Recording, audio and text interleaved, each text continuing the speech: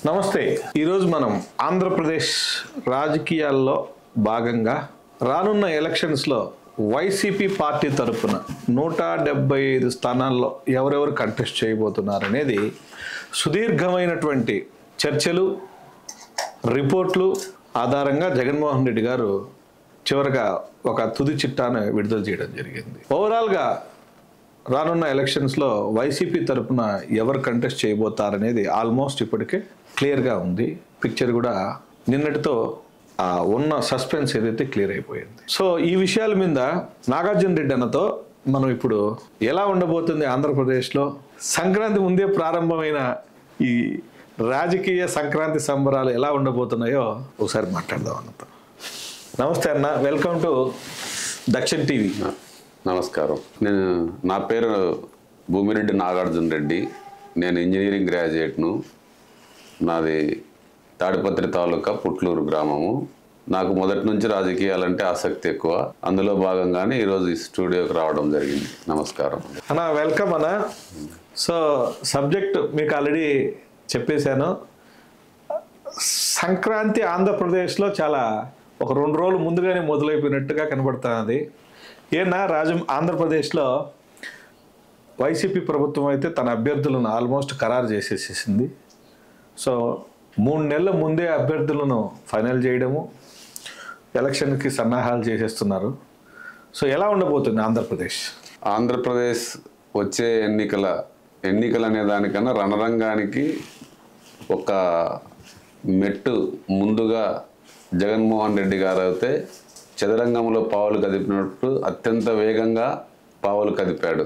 అది కుల సమీకరణ విధంగా కావచ్చు, లేకపోతే తను ప్రవేశపెట్టిన నవరత్నాల్లో భాగం కావచ్చు, ఆయనలో ఉన్న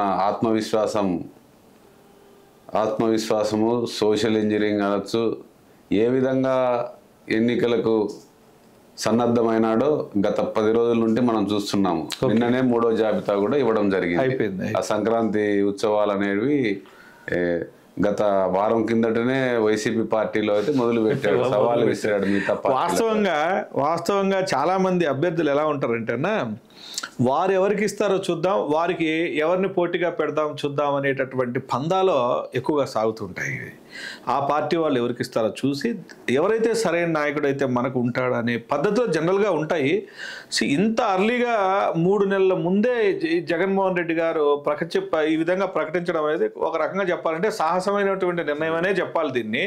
అందులోనూ ముఖ్యంగా చాలామందికి సీట్లు ఇవ్వలేదు పవర్లో ఉండి కూడా. వాళ్ళ యొక్క పర్యవసానాలు ఏమైనా రివర్స్లు ఉండవంటారా? అంటే వైసీపీ పార్టీలో ఆయన గత 2 సంవత్సరాల నుంచి కూడా అసెంబ్లీ శాసనసభ్యులందరితో కూడా సమావేశపరిచి చెప్పడం జరిగింది. మీరు ప్రజల్లో ఉండండి, ప్రజల మన్ననలు పొందండి, గడప గడపకు తిరగండి, నిత్యము ప్రజల్లో ఉండండి, ఎవరైతే కష్టపడతారో వాళ్ళను పార్టీ ఆదరిస్తుంది, మీ సీట్లు మీకుంటాయి అని ఆయన గత 2 సంవత్సరాల నుంచి హెచ్చరించడం జరిగింది. ఇందులో నాకు తెలిసినంత వరకు కూడా ఆయన తప్పప్పులు ఏమీ లేవు, కొత్తగా చెప్పినట్టు ఏమి లేవు. ఆయన ఎప్పటి నుంచో కూడా హెచ్చరిస్తూ వచ్చాడు, మీ పనితీరు మెరుగుపరచుకోండి, మీ పనితీరు ఆధారంగానే మీకు సీట్లు ఉంటాయనేది ఆయన చెప్పిన విషయం అందరికీ తెలిసిన విషయమే. ఈ రోజు అకారణంగా ఎవరిని తొలగించలేదు. ఎవరి సేవలు ఎక్కడ వాడుకోవాలనేది ఆయన సేవలు అనే దానికి మీనింగ్ పోయింది అన్నగారు. ఎందుకంటున్నానంటే సేవ అనేది పార్టీ పరంగా సేవ తీసుకోవచ్చేమో కానీ అభ్యర్థిత్వాన్ని కోల్పోతున్నప్పుడు వారి మాటలు, వారి ఆలోచనలు వేరేగా ఉంటాయి కదా. అంతే. ఇప్పుడు జగన్మోహన్ రెడ్డి ఈరోజు శాసనసభ్యులను ఏ విధంగా ప్రకటిస్తున్నాడు, ఏ ఆధారంగా ప్రకటిస్తున్నాడు, కులాల ఆధారంగానా, డబ్బుల ఆధారంగానా, లేకుంటే అనుభవం ఆధారంగానా అనేది తీసుకుంటే అవతల ప్రత్యర్థి పార్టీలు వాళ్ళు గతంలో చేసిన విధానం మేము మంచిగా ఉంది, ఇంకా మెరుగుపరుస్తామని ఓట్లు అడగడం లేదు. ఎవరైతే ఆ ప్రభుత్వాలను విమర్శించారో జనసేన అధినేత బాహాటంగా చేతులు కలిపారు. అంటే మేమొస్తే ఈ పార్టీకి అంత అవినీతి పార్టీ లేదు, బంగాళాఖాతంలో తొక్కేసేయండి చంద్రబాబు నాయుడు ప్రభుత్వం అని చెప్పేసి ఆయన నిరాటంకంగా కూడా 2019 ఎలక్షన్స్ ముందర జనసేన అధినేత పవన్ కళ్యాణ్ ప్రతి మీటింగ్లో కూడా చెప్పడం జరిగింది. జనసేన అధినేత మాటలను ఎవరు కన్సిడర్ చేస్తారు? ఆంధ్రప్రదేశ్లో ముఖ్యంగా ఈరోజు ఈ పార్టీ అధినేతలందరిలో తొణికిసలాడుతున్న ధైర్యం ఏంటంటే కులాల ఆధారంగా ఎన్నికలు జరుగుతాయనేదే వాళ్ళ ధైర్యం. కులాల ఆధారంగా క్యాస్ట్ ఈక్వేషన్ బేస్ అది ఎప్పుడు ఉంటాయి కదా, ఇప్పుడేంటి ఇప్పుడు కాదు, మనకు స్వాతంత్రం వచ్చినప్పటి నుంచి కూడా కులాల జగన్మోహన్ రెడ్డి చెప్తున్నది ఒకటే, నేను మంచి చేస్తే నాకు ఓటు వేయండి అని అంటున్నాడు. తర్వాత తను పనితీరు మెరుగుపరుచుకున్న వాళ్ళందరికీ కూడా టికెట్లు ఇవ్వడం జరిగింది. అది అనంతపూర్ జిల్లాలో కూడా చాలా మటుకు పనితీరు ఆధారంగానే ఇచ్చారు. ఎగ్జాంపుల్ కళ్యాణ దుర్గం సీట్ ఇవ్వడం జరిగింది. తలారి రంగయ్య గారు ఆయన ఎంపీగా పనిచేశారు. ఆయన పనితీరు ఆధారంగానే ఆయన ఎక్కడికి వెళ్ళలేదు, ఎవరిని అడగలేదు, కానీ పార్టీనే ప్రిఫర్ చేసి ఆయన కళ్యాణ దుర్గం పంపడం జరిగింది. రాజంపేట కూడా అట్లా ఇచ్చారు కదా. రాజంపేటలో గతంలో టీడీపీ నుండి వచ్చిన మల్లికార్జున రెడ్డి గారికి ఇవ్వడం జరిగింది. ఇచ్చిన తర్వాత కూడా 5 సంవత్సరాలు ఓపికగా ఆయన రాజకీయ కుటుంబం నుండి వచ్చిన ఆకిపాటి అమర్నాథ్ రెడ్డి గారు పార్టీ విధేయుడు. ఈరోజు మళ్ళీ పార్టీ ఒక అవకాశం ఇచ్చింది. గత 5 సంవత్సరాల నుంచి కూడా ఆయన విధేయుడుగా ఉన్నాడు కాబట్టి పార్టీకి కూడా విపరీతమైన సేవలు చేస్తూనే ఉన్నాడు. పార్టీ ఆదేశాల అనుసారం కూడా అన్ని పనులు చేస్తూనే వచ్చేవాడు. సో ఇప్పుడు వై నాట్ 175 నినాదం జగన్మోహన్ రెడ్డి గారిది. జగన్మోహన్ రెడ్డి గారు తెలుగుదేశం, బీజేపీ, జనసేన, కుదిరితే కాంగ్రెస్, వీళ్ళంతా ఎట్లయితే కేంద్రంలో ఇండియా అనే కూటమి ఏర్పడిందో అలా ఆంధ్రప్రదేశ్లో కూడా రాబో కాలంలో కూటమి అవ్వదనేటటువంటి అవకాశం ఏమీ లేదు. ఇప్పటికే బహిర్గతమైంది. అందరికీ శత్రువు జగన్మోహన్ రెడ్డి.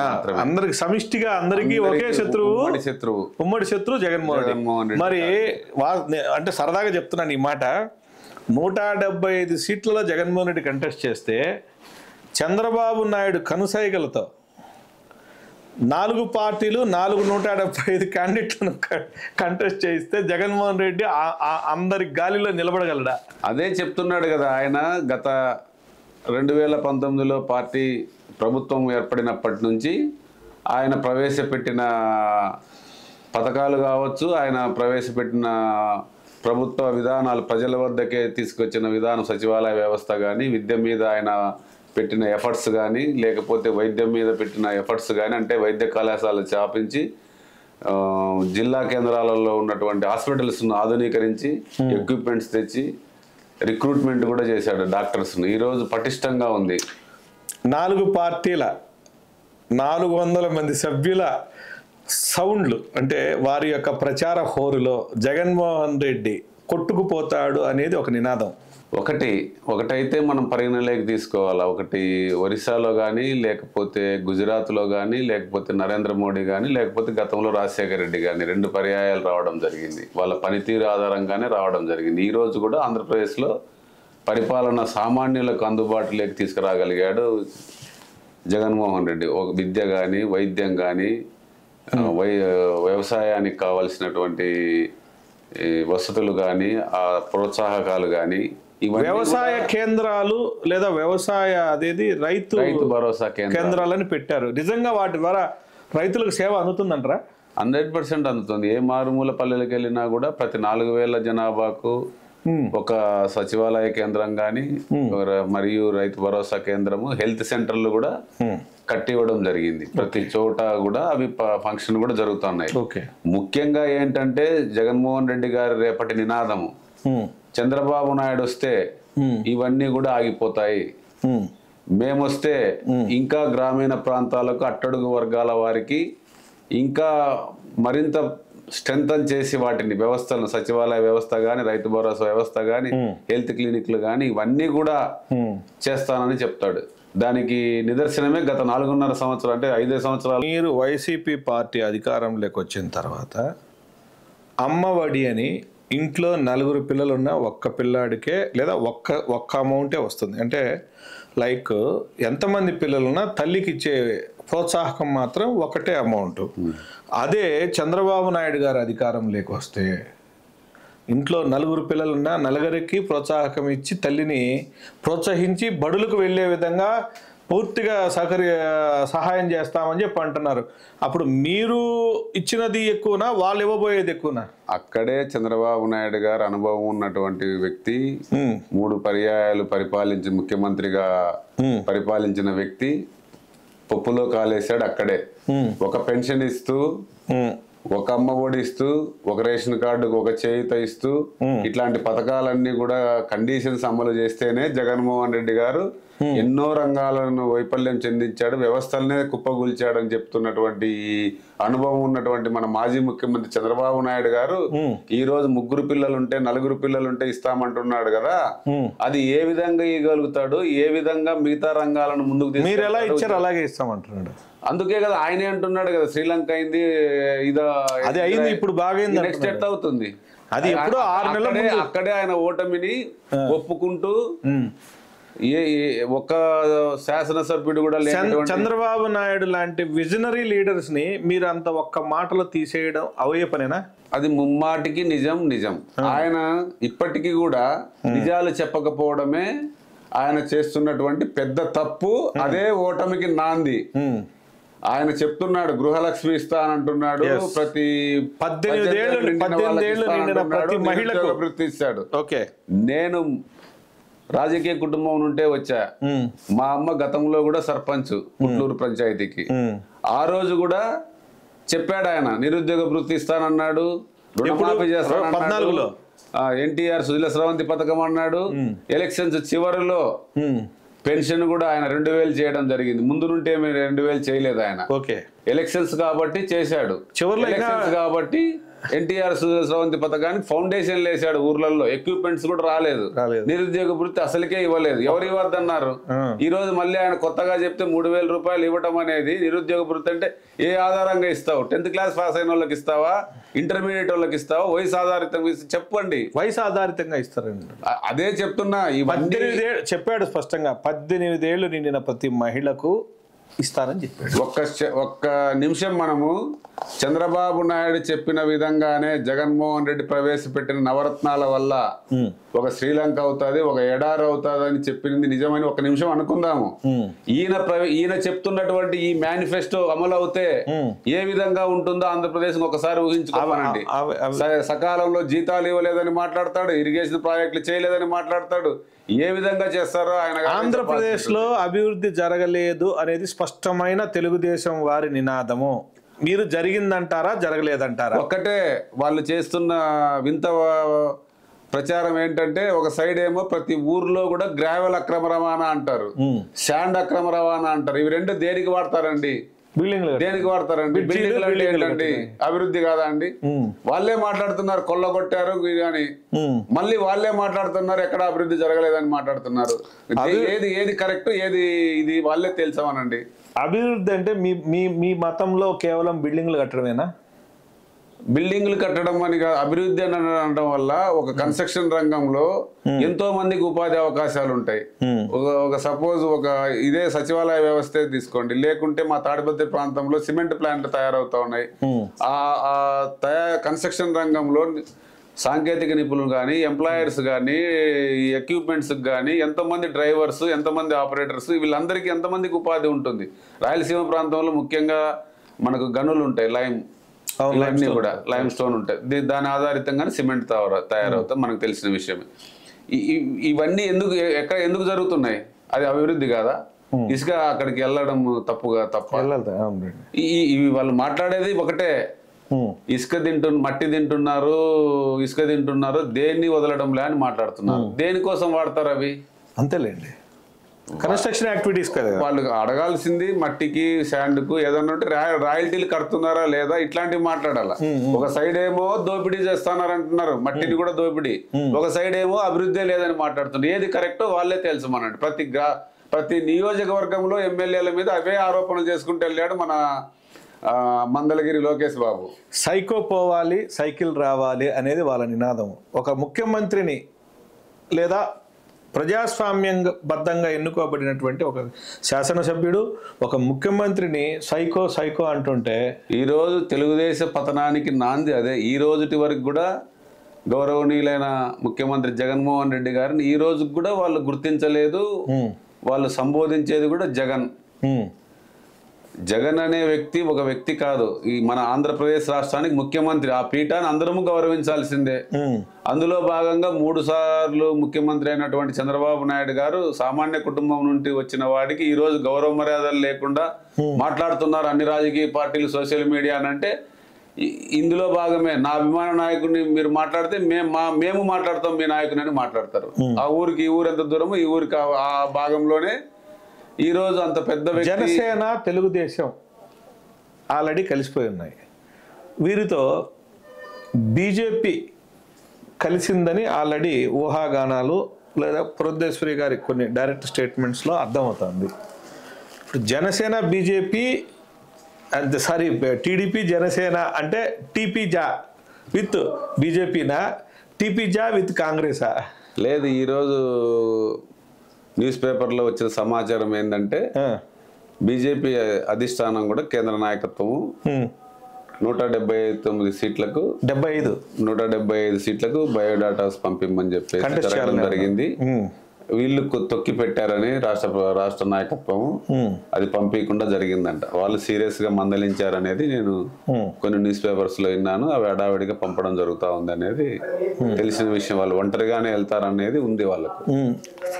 వైఎస్ షర్మిల ఈరోజు తెలుగుదేశం నాయకులతో బీటెక్ రవి కానీ లేదా మరి కొందరితో డైరెక్ట్గా టచ్లో ఉన్నట్టు వాళ్ళ భర్త వాళ్ళు కూర్చొని మాట్లాడుకోవడాలు కొన్ని వీడియోలు మనం సోషల్ మీడియాలోనూ న్యూస్లోనూ అక్కడ చూసాం.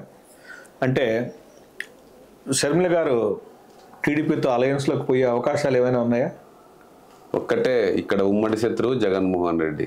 జగన్మోహన్ రెడ్డిని ఓడించాలంటే ఆయన చేసిన పథకాలు, వాళ్ళ నాన్న ఆ రోజు ప్రవేశపెట్టిన పథకాల వల్ల లబ్ధిదారులు, ఈయన ప్రవేశపెట్టిన పథకాల వల్ల లబ్ధిదారులు వాళ్ళు సమాధానం చెప్తున్నారు రేపు ఓటు అనే ఆయుధంతో. ఆయన ఈరోజు ఎలక్షన్స్ వస్తున్నాయని గతంలో తెలుగుదేశం అధినేత చంద్రబాబు నాయుడు గారు మొదలుపెట్టినట్లు హడావిడిగా నిరుద్యోగ వృత్తి సేకరించండి పేర్లు, లేకుంటే సుజల స్రవంతి పథకానికి ఫౌండేషన్ వేయండి, లేకపోతే 1000 రూపాయలు 2000 చేయడం గాని, పసుపు కుంకుమలు గాని చేయడం గాని జరగలేదు.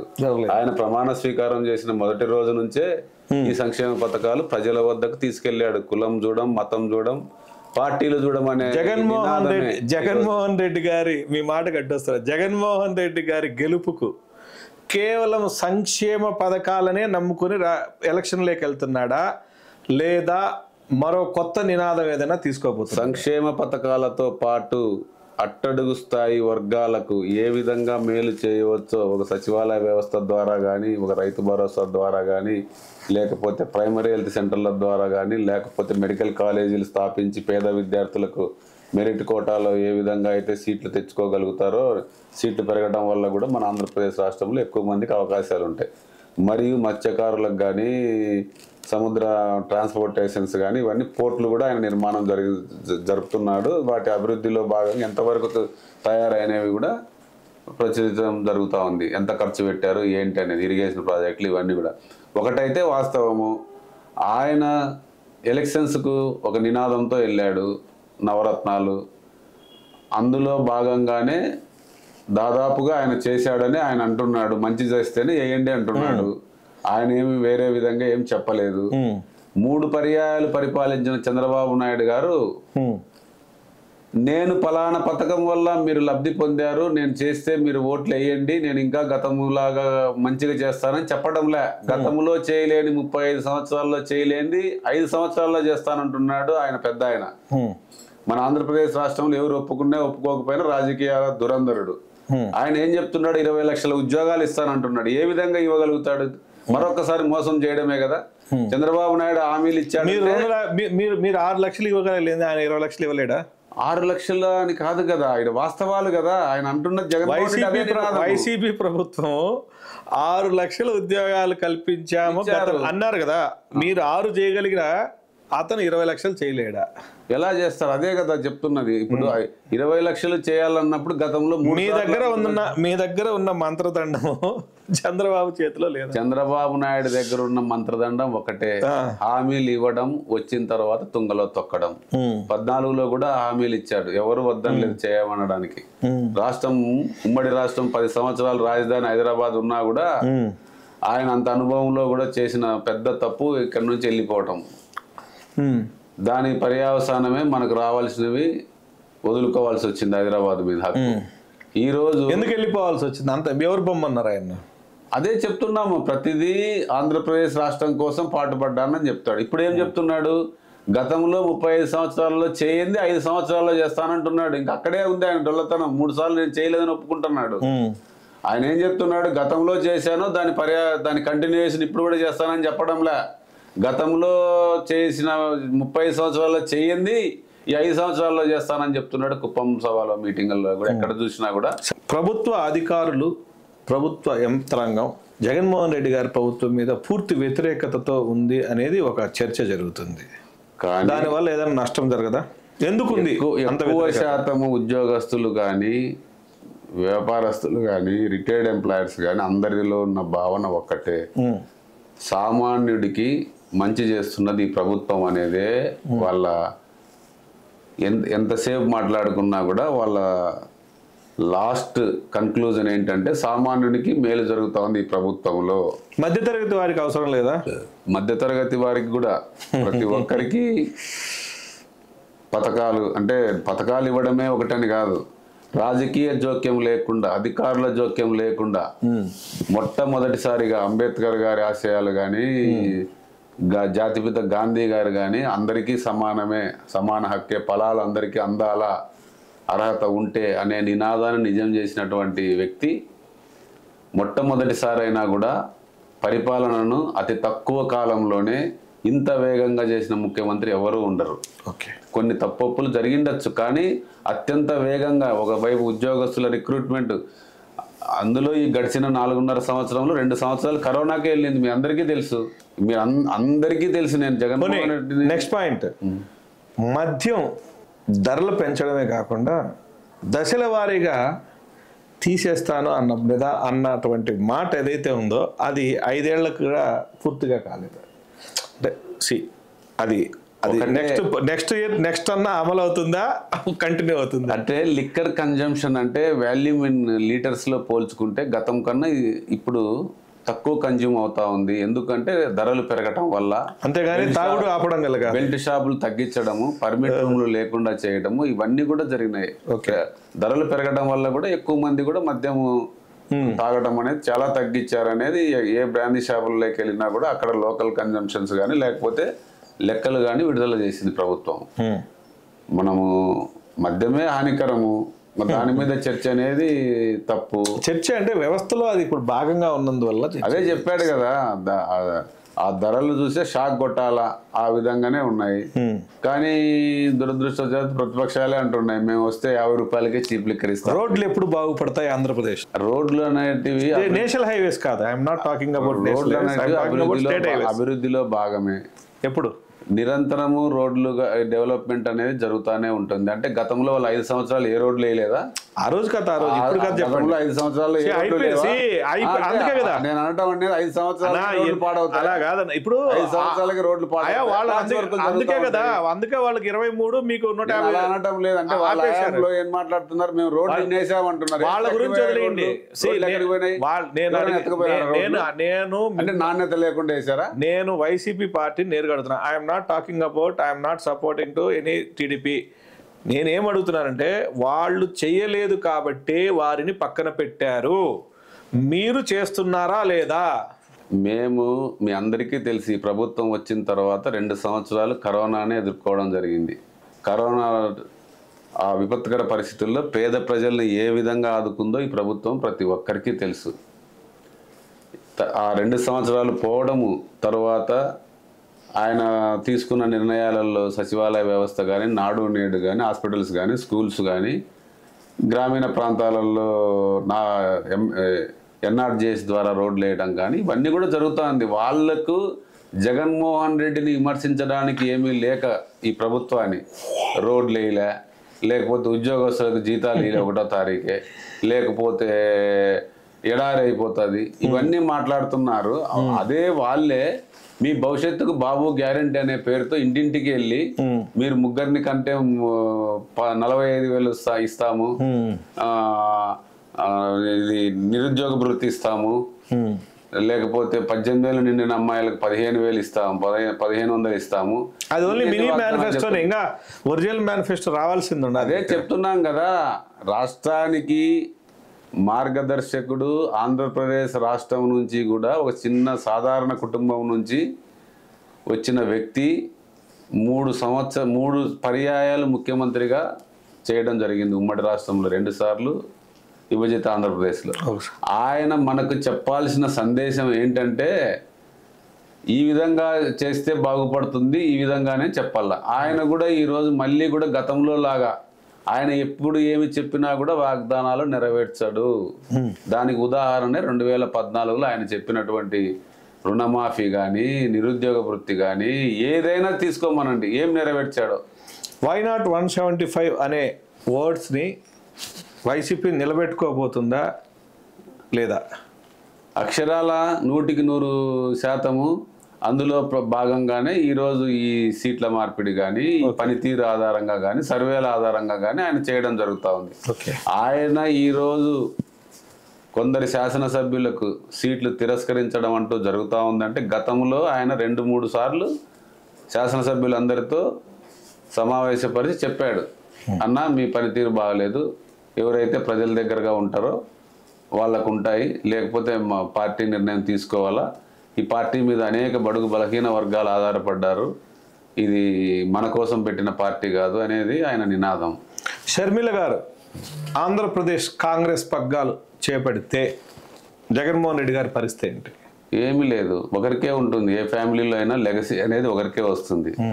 అది జగన్మోహన్ మేము ఫ్యామిలీ లెగసీ మాట్లాడడం లేదు, రాజశేఖర రెడ్డి గారి కూతురిగా జగన్మోహన్ రెడ్డి గారి చెల్లెలుగా షర్మిలమ్మను ఆదరించరా? పార్టీ పెట్టినప్పుడు ఆ షర్మిల గారు కూడా కష్టపడ్డారు, దాన్ని ఎవరు కాదనలేరు. కానీ జగన్మోహన్ రెడ్డి గారు ప్రూవ్ చేసుకున్నాడు నాయకుడు అని, ప్రజల నుంచి వచ్చిన నాయకుడిగా ప్రజలు పడే బాధలు అతి దగ్గరగా చూసి. ఇప్పుడు ఆమె కూడా అదే పరిస్థితి కదా, ఆమె కూడా ప్రూవ్ చేసుకోవడానికి వస్తుంది. అక్కడ లేదు కదా, ఆ వ్యాక్యూమ్ లేదు కదా. ఆమె కలుస్తా ఉన్నది ఎవరు? వాళ్ళ నాన్న బద్ధ వ్యతిరేకులతో, చంద్రబాబు నాయుడు గారితో సైద్ధాంతికంగా విభేదించాడు. రాజకీయంలో శత్రువులు ఉండరు కదా. అదే చెప్తున్నాను, అంటే ఉమ్మడి శత్రువు జగన్మోహన్ రెడ్డి. ఏ విధంగా అయినా ఓడించాలా, అసూయ ద్వేషము.